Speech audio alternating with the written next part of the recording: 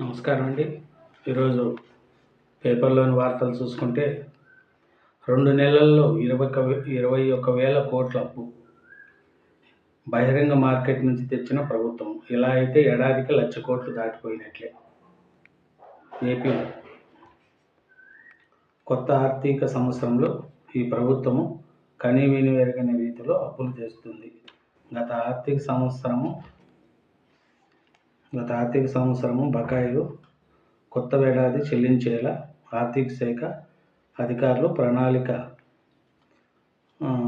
రచించడంలో తొలి 2 నెలల్లోనే విచ్చలవిడి అప్పులకు పచ్చజెండా ఊపేశారు. ఈ ఏడాది ఏప్రిల్, మే 3 నెలల్లోనే బహిరంగ మార్కెట్ విలువ మొత్తము 21,000 కోట్లు చేరిపోయింది. ఈ స్థాయిలో రిజర్వ్ బ్యాంకు నుంచి రుణాలు తీసుకోవడం చర్చనీయాంశంగా అవుతుంది. చూడండి, ఏపీ ఇట్లా అప్పులన్నీ చేస్తుంది. ప్రజలకు మళ్ళా చేయాలని డబ్బులు లేవంటారు. నెక్స్ట్, గేమ్ జోన్లో ఘోర అగ్ని ప్రమాదము. గుజరాత్లోని రాజ్కోట్లో 27 మంది మృతి. చూడండి, మంటల దాటికి కుప్పకూలిన పైకప్పు. ఉక్కుపోయిన చిన్నారులు, వారి తల్లిదండ్రులు. బాధిత కుటుంబాలకు 4 లక్షల రూపాయల పరిహారము ప్రకటించిన గుజరాత్ సీఎం. చూడు,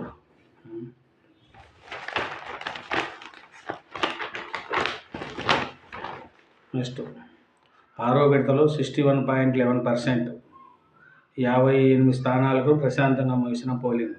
బెంగాల్లో అత్యధికంగా 79.44% ఓటింగ్. ఢిల్లీలో ఓటేసిన రాష్ట్రపతి, ఉపరాష్ట్రపతి CJV సోనియా గాంధీ. ఈరోజు నేడు IPL 17 ఫైనల్ అంట.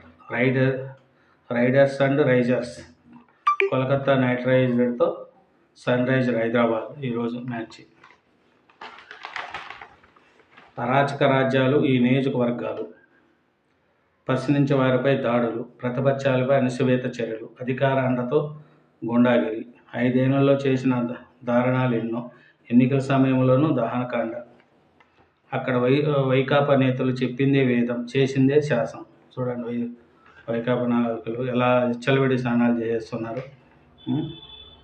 5 ఏళ్ల అరాచక పాలనలో రాష్ట్రంలో కొన్ని చోట్ల జగన్ ప్రభుత్వము సామంతరాజులను తయారు చేసింది. మంత్రులు, వైకాపా ఎమ్మెల్యేలను అత్యధికులు అరాచకాలకు,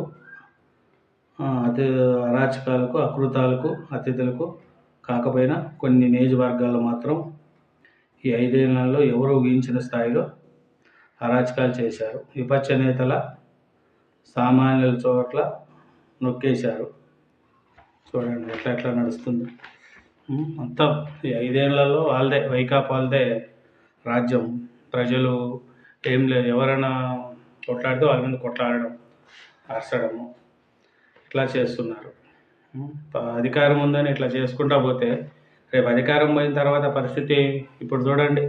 వల్లభనేని వంశీ, కొడాలి నాని, అంబటి రాంబాబు, పేర్ని నాని, జోగి రమేష్, వీళ్ళందరి పరిస్థితి ఏమవుతుంది? కొందరు IAS, IPS అధికారులు ప్రభుత్వాలకు అనుకూలంగా చేస్తారు. ప్రభుత్వం మారితే వీళ్ళ పరిస్థితి ఏమి? ఇప్పుడు వాళ్ళు ఎవరికి చెప్పుకుంటారు? ఇప్పుడు నెక్స్ట్ ప్రభుత్వం మారిందంటే వీళ్ళందరూ ఏం చేయాలి? ఎక్కడ దానుకోవాలి? కొందరు IAS, IPSలు కూడా వాళ్ళకు అనుకూలంగా చేసుకుంటే బాగుంటుంది, కానీ ప్రభుత్వానికి అనుకూలంగా చేస్తే రేపు ప్రభుత్వం మారినప్పుడు మీ పరిస్థితి ఏమి చెప్పండి. జగన్ ఏముంది, ప్రతిపక్ష నాయకుడిగా ఉంటాడు, ఆయనకు ఉండే సెక్యూరిటీ ఉంటుంది, హాయిగా తిరుగుతూ ఉంటాడు. పాములు ఎవరు? రోజా, అంబటి రాంబాబు, కొడాలి నాని, వల్లభనేని వంశీ, జోగి రమేష్, పేర్ని నాని, YV సుబ్బారెడ్డి, సజ్జల రామకృష్ణారెడ్డి, వీళ్ళంతా పాములు. నెక్స్ట్ ప్రభుత్వం వస్తే వీళ్ళను ఎలా చేస్తారు? వీళ్ళు చేసిన అరాచకాలు వాళ్ళు చేస్తారు కదా. కొందరు IAS, IPS ఆఫీసర్లు మధ్యలో మీరు పాములు లెక్క ఎందుకు? మీ డ్యూటీలు మీరు కరెక్ట్గా చేస్తే ఎవరు వచ్చినా మీకు ఇబ్బంది ఉండదు కదా. ఇప్పుడు జగన్ అనేది ఏముంది, ఓడిపోయినా కూడా ఆయనకి ఏముండదు. మాజీ సీఎంగా ఆయనకు సెక్యూరిటీ ఉంటుంది, ఆయనకు డబ్బులు ఉన్నాయి, పలుకుబడి ఉంది, అన్నీ ఉన్నాయి. లక్షణంగా ఏడున్నా ఆయన నడిచిపోతుంది. మధ్యలో మీదే కదా ప్రాబ్లం అయ్యేది. ఇప్పుడు చెప్పండి. ఇప్పుడు పాములుగా మిమ్మల్నే కదా వాడుకుంటున్నారు. మీ పరిస్థితే కదా ఘోరంగా అయిపోతుంది. ఎట్లా కాకుండా అయిపోతుంది కదా. చూడండి మరి పరిస్థితి ఎట్లుందో. తుఫానుగా బలపడిన తీవ్ర వాయుగుండం, రెమాల్గా నామకరణం, నేటి అర్ధరాత్రి తీరం దాటే అవకాశము, ద్రోణి ప్రభావంతో రాష్ట్రంలో పలు చోట్ల వర్షాలు. ఈ రోజు నుంచి తుఫాను ఉందంట, పలు చోట్ల వర్షాలు పడతాయంట. అట్లా ఉంది పరిస్థితి.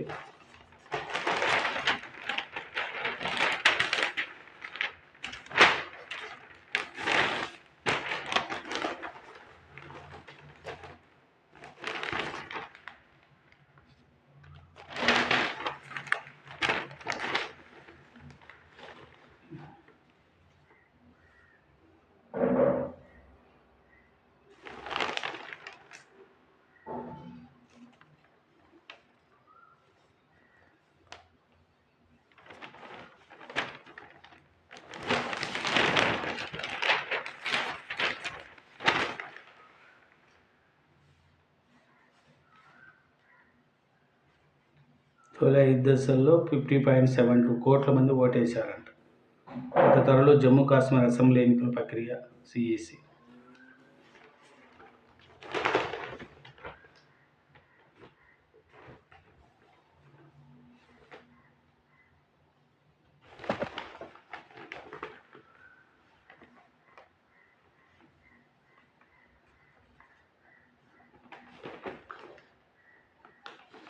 నిర్వాహితుల బాధలు చూడలేక ప్రాణత్యాగానికి సిద్ధపడ్డాను. పోలవరం కోసం కట్టుబట్టలతో బయటకు వచ్చాము. ఎన్ని ఆందోళనలు చేసినా ప్రభుత్వానికి పట్టలేదు. చూడండి అట్లుంది మరి. నెక్స్ట్ ఇంకొక పోలీస్ ఆయన చూడు. రౌడీ సీటర్ తెరవకుండా లంచము, ఏసీబీకి సిక్కిన సిఐ ఆంజనేయులు. చూడండి ఆంజనేయులు అంట,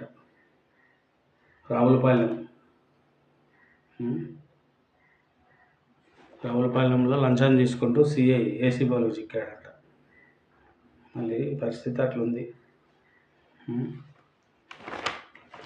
ఇదేనండి మన వార్తలు. చూసుకుంటే నా ఛానల్ యాక్సెప్ట్ చేసి లైక్ చేయండి. Thank you.